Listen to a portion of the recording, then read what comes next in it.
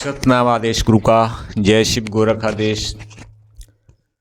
साथ को आज हम कुछ प्राणायामों की बारीकियां हम आपको बताने जा रहे हैं। जैसे सबसे पहले लेते हैं हम अनुलोम विलोम। अनुलोम विलोम कई लोग मास्टर्स अलग अलग तरीके से बताते हैं, ठीक है। और कुंडलिनी जागरण के लिए अनुलोम विलोम का तरीका अलग होता है। तो हमारे अनुलोम विलोम के लिए जो हमारी चंद्र नाड़ी, सूर्य नाड़ी, जो दोनों हमारी नासिकाएं हैं, ये नाड़ियाँ हमारे रीढ़ के हड्डी के सिरे से, रीढ़ के हड्डी के सहारे से हमारे लास्ट हड्डी के सिरा मूलाधार तक आती हैं। दोनों, एक शरद एक गर्म, एक चंद्र नाड़ी एक सूर्य नाड़ी। उनके मध्य में एक सुषुम्ना नाड़ी होती है जो लास्ट हड्डी के लास्ट सिरा अंत तक ये तीनों नाड़ी आती हैं, जिसमें हमारी सुषुम्ना बंद होती है, ठीक है। और ऋषि मुनि कहते हैं कि वो सर्पड़ी अपने पूंछ से मुख को ढके हुए सुषुम्ना की, लेकिन वो बंद होती है, वो उनकी कल्पना है, ठीक है। तो हम प्राणायाम अभ्यास के द्वारा हम अपनी कुंडलिनी ऊर्जा, कुंडलिनी क्या है, कुंडलिनी शक्ति क्या है, तो बताएं साथ को। कुंडलिनी शक्ति से ही हमारी सारी सृष्टि का सृजन हुआ है, और उसी शक्ति को जो हमारे शरीर के अंदर हमारे ऊर्जा चक्र हैं, उन ऊर्जा चक्रों में जो हमारा सबसे नीचे मूलाधार चक्र, सबसे निचला चक्र यानी या पहला चक्र हमारा मूलाधार, जो हमारी रीढ़ के लास्ट सिरा, रीढ़ के हड्डी के लास्ट सिरा पर स्थित होता है, जहाँ पर इस प्रकार से त्रिभुज बन जाता है। वहाँ पर हड्डी इस प्रकार से होती है, त्रिभुज बन जाता है, ठीक है। तो वहीं पर जो हमारी एक नस होती है, वहीं पर हमारी मूलाधार चक्र में वो शक्ति विराजमान रहती है, जिसको हम कुंडलिनी शक्ति के नाम से जानते हैं, और ये सृजनकारी होती है।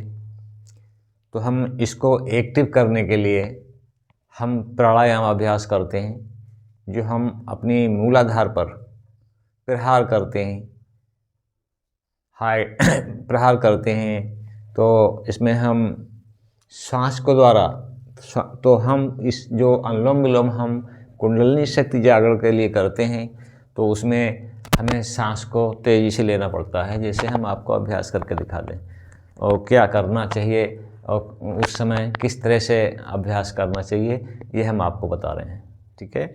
तो सबसे पहले हमने इस प्रकार से बैठ गए, ठीक है। हमने अपना सिद्धासन ही लगा लिया, ठीक। सिद्धासन में फिर हम अगले वीडियो में बताएंगे कि मूलाधार को हम कैसे एक्टिव करते हैं, ठीक है। और यहाँ पर जो हमारी इस वक्त तो हम केवल आपको अनुलोम विलोम के बारे में बताते हैं कि हम अपनी ऊर्जा को एक्टिव करने के लिए हम अनुलोम विलोम किस प्रकार करें, जिससे हमारे मूलाधार पर प्रहार हो और हमारी कुंडलिनी एक्टिव हो। तो हमने सबसे पहले जो सुर चले,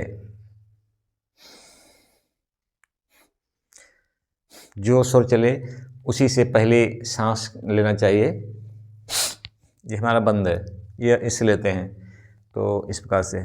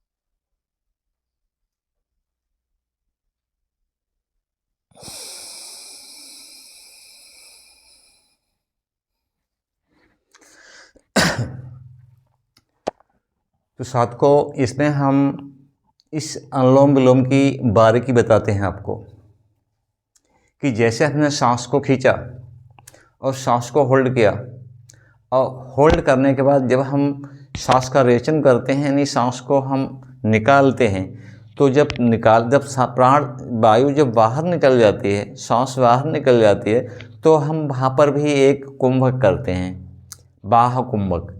यानी ये नहीं कि हमने इस प्रकार से आप लोग ना करें दिए, हम वो भी करके बता रहे हैं कि सांस को बाह्य कुंभक करके फिर वहीं से पलट के सांस को आप उठा लो, ठीक है, फिर सांस को खींच लो वहीं से, कि ये नहीं कि पूरी सांस हवा बाहर निकाल लो।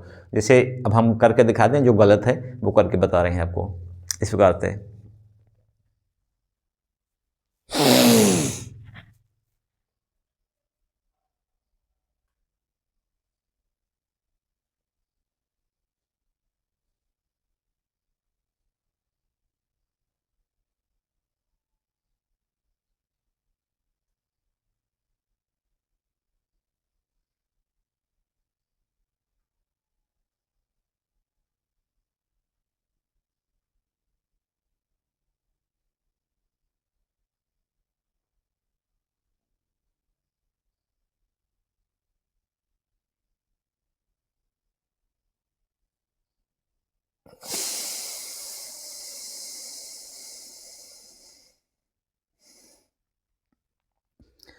अब सांस को बाहर निकालने के बाद लोग मुंह खोल देते हैं, ठीक है, तो ये गलत है। अब फिर वो मुंह खोल के फिर जो दोबारा सांस भरते हैं,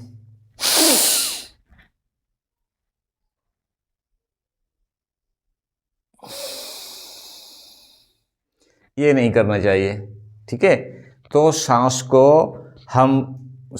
को हम खींचते हैं और पूरी ताकत से खींचते हैं, जो कि हमारी सांस की ठोकर हमारे मूलाधार पर पड़े।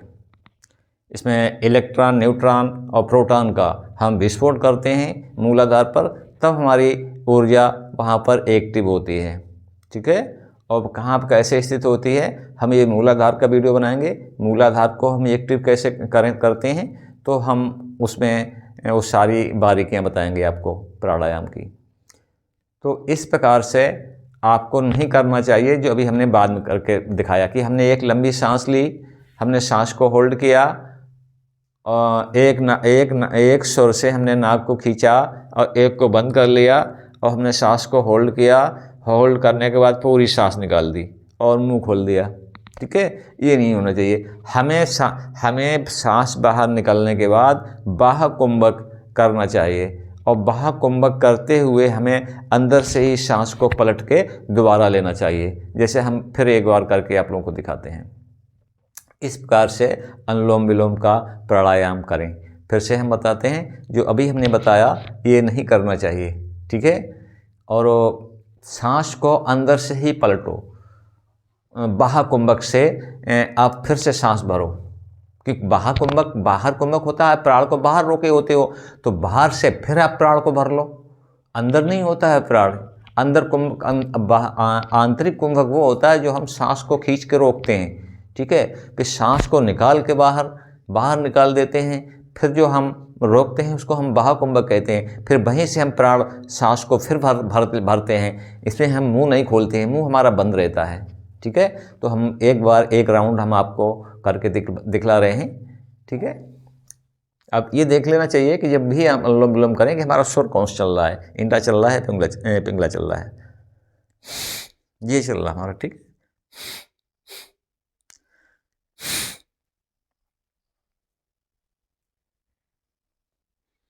ठीक है, ये पिंगला चल रहा है।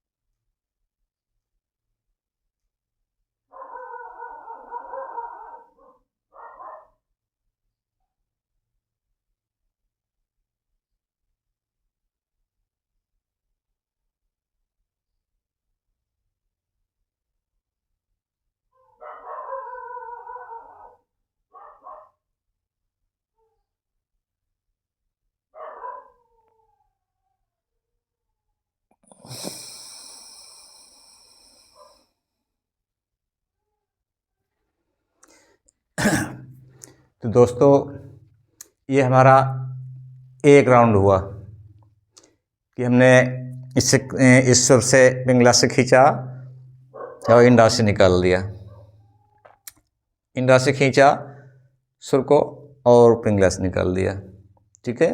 तो जब हम सांस को होल्ड करते हैं, होल्ड करके सांस को छोड़ते हैं, फिर हम दूसरे सुर से जब सांस को भरते हैं तो मुंह नहीं खोलना चाहिए, और हम बाह्य कुंभक मतलब कुछ क्षण जब हम सांस को पूरा रेचन कर देते हैं तो हमें कुछ सेकंडों के लिए हमें वहाँ पर रुकना चाहिए, और रुक के फिर बाहर से ही, कि हमारा प्राण बाहर होता है बाह्य कुंभक, ठीक है, बाहर से ही हमें फिर से प्राण को भरना होता है। एकदम न भरो तो 2 बार में 3 बार में धीरे धीरे भरो, लेकिन ठोकर से भरो, ठीक है, ठोकर के साथ। ठोकर नहीं होगी तो उसमें हमारे कुंडलनी एक्टिव करने में मदद नहीं मिलेगी। तो इसको ठोकर के साथ हम सांस को फिर से भरते हैं, ठीक है, फिर सांस को रोकते हैं, फिर हम सांस को छोड़ देते हैं। तो ये हमने आपको बताई है अनुलोम विलोम की। बहुत लोग अनुलोम विलोम करते हैं तो उनको तरीका सबका अलग अलग है, इसका लाभ भी नहीं मिल पाता है। कि बहुत लोग अनुलोम विलोम करते हैं, हमने देखा है करते हुए, ऐसे करते हैं,